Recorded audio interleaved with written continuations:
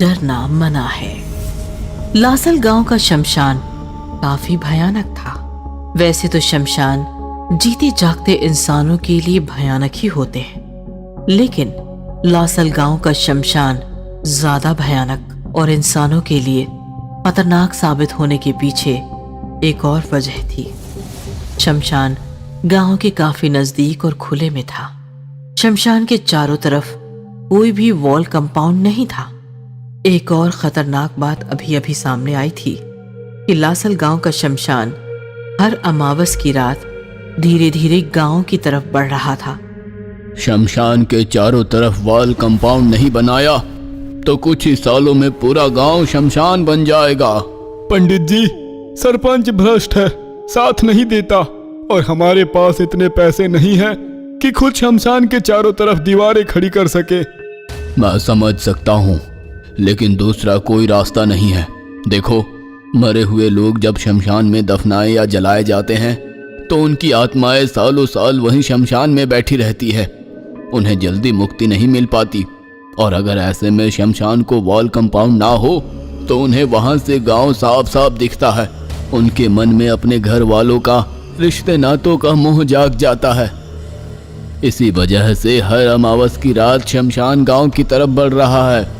शमशान को दीवारों से नहीं ढका तो गांव को शमशान होने में देर नहीं लगेगी। इधर शमशान की रखवाली करने के लिए महादू नाम का एक आदमी रखा गया था। शमशान में दफनाए गए मुर्दों को जानवर जमीन से निकालकर खा न जाएं, इसीलिए कुछ सालों पहले महादू को शमशान की जिम्मेदारी सौंपी गई थी। एक शाम बिरजू अपने खेत से लौट रहा था। तभी उसने देखा कि महादू शमशान के बाहर खड़ा किसी से बात कर रहा था। बिरजू ने उसके आसपास किसी को नहीं देखा। कमाल है, ये महादू बात किससे कर रहा है? चल जा, मेरे पीछे मत आ। कहा ना मैंने, मुझे घर जाना है। चल जा पीछे। अरे मैं कल फिर आऊंगा, पागल कहीं की। चल जा। बिरजू डर गया और वहां से भाग गया। दरअसल महादू एक सफेद साड़ी पहनी हुई औरत से बात करता था। वो औरत कोई मामूली औरत नहीं, एक मरी हुई भूतनी थी। जब भी महादू घर लौटने के लिए निकलता, वो भूतनी महादू का पीछा करते करते शमशान से बाहर चली आती। चल जा, जा पीछे। नहीं, मुझे भी आना है तेरे साथ। चल, मुझे गांव लेकर चल। मेरी दोस्ती का गलत फायदा मत उठा। मैं तुम्हें गांव ले गया तो मुसीबत आ जाएगी। चल भाग। ऐसा कहकर महादू आगे चलने लगा तो भूतनी भी उसके पीछे पीछे गांव की तरफ बढ़ने लगी। ठीक है, आना है तो आ, लेकिन तू गांव की कमान के अंदर पैर नहीं रख सकती। ये याद रख, पंडित जी ने मंत्र रेखा खींची है, वहां भूत प्रेत अंदर नहीं आ सकते। ऐसा कहकर महादू गांव की तरफ निकल पड़ा, लेकिन फिर भी भूतनी ने उसका पीछा नहीं छोड़ा। महादू गांव की कमान लांघ कर अंदर आया और उसने पीछे देखा, लेकिन भूतनी गायब थी। बावली, लगता है शमशान भाग गई। ऐसा कहकर महादू अपने घर चला गया। लेकिन दूसरे दिन महादू जैसे ही शमशान पहुंचा, उसने एक छोटे बच्चे की लाश देखी। महादू डर गया, क्योंकि वो उसी भूतनी का बच्चा था जो कल उसका पीछा कर रही थी। ए, सामने आ। बोलिए, कैसे किया तुमने? अपने ही बच्चे को मार दिया। भूतनी बच्चे की आत्मा गोद में लेकर महादू के पीछे प्रकट हो गई। वो हंस रही थी और बच्चा रो रहा था। झूठ है, धोखेबाज, कोई मंत्र रेखा नहीं है वहां। मैं कल आसानी से अपने घर गई और मेरे पति के पास से मेरा बच्चा उठा ले आई। ये सुनकर महादू डर गया और भागते हुए पंडित जी के पास आया। महादू की बात सुनकर पंडित जी बोले, अरे नहीं, मैंने कोई मंत्र रेखा नहीं खींची थी। वो तो बस भूतों को डराने के लिए तुमसे कहा था, और अगर खींचता भी तब भी कोई फर्क नहीं पड़ता, क्योंकि आत्माओं पर उसका कोई असर नहीं होता। आज तो अमावस की रात है, उस भूतनी ने बाकी भूतों को भी बता दिया होगा कि वो सब गांव में घुस सकते हैं। अब क्या करें पंडित जी? अब कुछ नहीं हो सकता। अब इस गांव का शमशान होकर ही रहेगा। और वही हुआ जो पंडित जी ने कहा था। अमावस की उस रात 12 बजे के बाद काफी सारे भूत शमशान से बाहर निकलकर गांव की तरफ बढ़ने लगे। सारा गांव चैन से सो रहा था। किसी को अंदाजा नहीं था कि उनके साथ क्या होने वाला है। पंडित और महादू छिपकर ये नजारा देखते रहे। भूत गांव में घुस गए, अपनी अपनी गली पकड़कर अपने अपने घरों की दिशा में फैल गए और थोड़ी देर बाद ही गांव में हंगामा शुरू हुआ। लोग डर के मारे इधर उधर भागने लगे। बचाओ! बचाओ! भूत अपने घर जाकर अपने सगे संबंधियों से मिल रहे थे। संबंधी भूतों को देखकर डर रहे थे, इधर उधर भाग रहे थे, लेकिन भूत उनका पीछा नहीं छोड़ने वाले थे। चलो बेटा, मेरे साथ शमशान चलो, मेरा वहां मन नहीं लगता, हमेशा तुम्हारी याद सताती रहती है। चलो मेरे साथ शमशान चलो। पापा मुझे छोड़ो, मुझे जीना है, मुझे जीने दो। लेकिन भूत नहीं माने।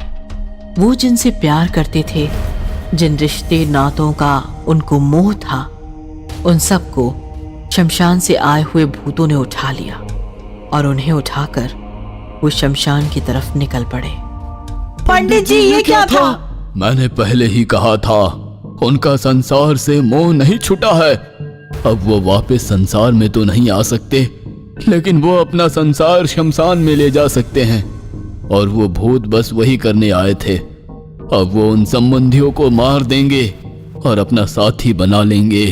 और वही हुआ। भूतों ने सभी जिंदा लोगों को शमशान में ले जाकर मार दिया और देखते ही देखते मरे हुए संबंधी भी भूत बन गए और शमशान में बिखरे हुए अपने शरीर देखकर चीख चीख कर रो पड़े। भूतनी आंटी पार्ट 2। एक छोटा सा शहर था। शहर में थी एक कॉलोनी, नाम था भूतनवाड़ी। भूतनवाड़ी कॉलोनी की हर माँ डर के साए में जीती थी, क्योंकि भूतनवाड़ी के एक घर में एक बूढ़ी भूतनी जंगल से रहने आई थी, जो कॉलोनी के छोटे छोटे बच्चों को पकड़कर सताती थी और उन्हें खा जाती थी। भूतनी बूढ़ी थी लेकिन काले जादू में माहिर थी। वो किसी खूबसूरत आंटी का रूप ले लेती और मैदान में खेल रहे बच्चों के पास जाकर उन्हें बहला फुसलाकर अपने घर ले आती और फिर मार देती। चल बेटा मेरे घर चल, मैं तुम्हें रबड़ी खिलाती हूँ। बच्चा भी भूतनी की बातों में आ जाता और आंटी बनी भूतनी की उंगली पकड़कर उसके साथ चलने लगता। अपने घर में कदम रखते ही अचानक भूतनी का रूप बदल जाता और वो अपने असली रूप में आ जाती, जिसे देखकर बच्चा डर जाता। मम्मी बचाओ, छोड़ो मुझे, तुम आंटी नहीं भूतनी हो।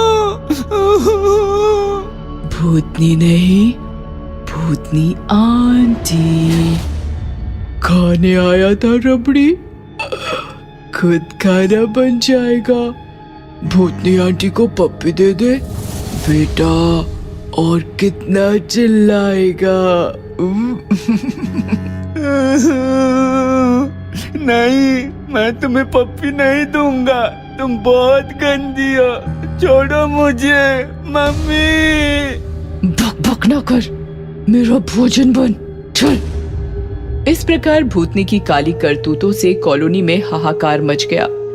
लोगों ने बूढ़ी भूतनी के पास जाकर उसे काफी समझाया, लेकिन वो नहीं मानी। फिर लोगों ने तंत्र मंत्र का सहारा लिया, तांत्रिकों को उसके घर के सामने बिठाया, लेकिन दुष्ट भूतनी ने अपनी शक्तियों से तांत्रिकों को भी भगा दिया और वो अपनी मनमानी करती रही। इस प्रकार कॉलोनी का नाम भूतनवाड़ी पड़ गया। देखिए, अब इस कॉलोनी में रहना है तो बच्चों को लेकर घर में बंद रहो, नहीं तो कॉलोनी छोड़ दो। बस यही 2 रास्ते बचे हैं बचने के लिए। बेचारे लोग कॉलोनी छोड़कर जाते भी कहां। उन्होंने अपने घर के दरवाजे सदा के लिए बंद कर दिए और डर के साए में जीने लगे। लोगों की सतर्कता से भूतनी भी परेशान हो गई, क्योंकि अब वो और बूढ़ी हो रही थी और उसे खाना मिलना भी मुश्किल हो गया था। ये क्या, लोगों ने तो दरवाजे बंद कर लिए, अब मैं कैसे जीऊंगी? लगता है अब दोबारा जंगल का रास्ता अपनाना पड़ेगा। तभी भूतनी ने देखा कि एक औरत अपने गोल मटोल बच्चे के साथ आ रही थी। अरे वाह, लगता है कॉलोनी में नए रहने आए हैं। बच्चा भी एकदम गुब्बारे की तरह फूला हुआ है। इधर सारे घरों के दरवाजे बंद देखकर बच्चा परेशान हो गया। मम्मी, बोलो गोलू। एजेंट कह रहा था अच्छी कॉलोनी है, लेकिन यहाँ तो सारे दरवाजे बंद है, कोई बच्चा नजर नहीं आ रहा। अब मैं खेलूंगा किसके साथ?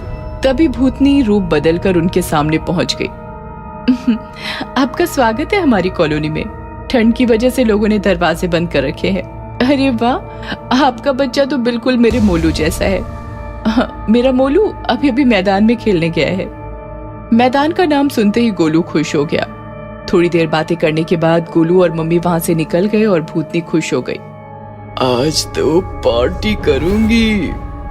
थोड़ी देर बाद फुटबॉल हाथ में लेकर गोलू मैदान में पहुंचा तो उसने देखा मैदान में उसकी उम्र का बच्चा खेल रहा था। ये देखकर गोलू खुश हो गया। तुम मोलू हो ना? मेरा नाम गोलू है, मेरे साथ खेलेगा? बिल्कुल खेलूंगा। फिर क्या, काफी देर दोनों खेलते रहे और खेलते खेलते थक गए। सारा पसीना निकल गया, प्यास भी लगी है। तो चलो मेरे घर पानी पी कर आते हैं। तुम्हारा घर पास में ही है ना? तुम्हारी मम्मी मिली थी हमें, चलो चलते हैं। गोलू मोलू के पीछे चलते चलते उसके घर के सामने आ गया तो भूतनी आंटी बनकर खड़ी थी। आओ बेटा। गोलू मोलू के साथ जैसे ही अंदर गया, घर का दरवाजा अचानक बंद हो गया और मोलू भी गायब हो गया। मोलू, कहाँ हो तुम? घर में आए गोलू, इसलिए भेजा मैंने नकली मोलू। भूतनी का खौफनाक रूप देखकर गोलू कांपने लगा। बचाओ, बचाओ मम्मी। पीने आया था पानी, अब मेरी प्यास मिटाएगा। भूतनी आंटी को पप्पी दे दे बेटा, और कितना चिल्लाएगा। प्लीज मुझे मत मारो, मैं अपनी मम्मी का इकलौता बच्चा हूँ। मम्मी का इकलौता बच्चा, जैसे हो गाजर कच्चा कच्चा। जब जब करके चबा जाऊं, हाथ लगा एक कच्चा बच्चा। ऐसा कहकर भूतनी गोलू की तरफ बढ़ने लगी और गोलू पीछे पीछे सरकने लगा। जैसे ही भूतनी ने गोलू को छुआ, उसे बिजली का तेज धक्का लगा और वो जलने लगी। ये मेरे साथ क्या हो रहा है? तभी गोलू की मम्मी वहां आई। बिल्कुल सही हो रहा है, तुम्हें क्या लगा मैंने तुम्हें पहचाना नहीं? तेरी जैसी सैकड़ों भूतनियां देखी हैं मैंने। मैं जल क्यों रही हूँ? क्योंकि गोलू के गले में उसकी दादी का दिया हुआ ताबीज है। तेरे जैसी हजारों भूतनियां एक होकर आए तो भी गोलू को छूते ही भस्म हो जाएगी। इतनी शक्ति है इस ताबीज में। चल गोलू। ऐसा कहकर मम्मी गोलू को लेकर निकल गई और भूतनी आंटी तड़प तड़प कर राख हो गई। फिर क्या, फिर तो कॉलोनी के सारे दरवाजे गोलू और उसकी मम्मी के स्वागत के लिए खुल गए।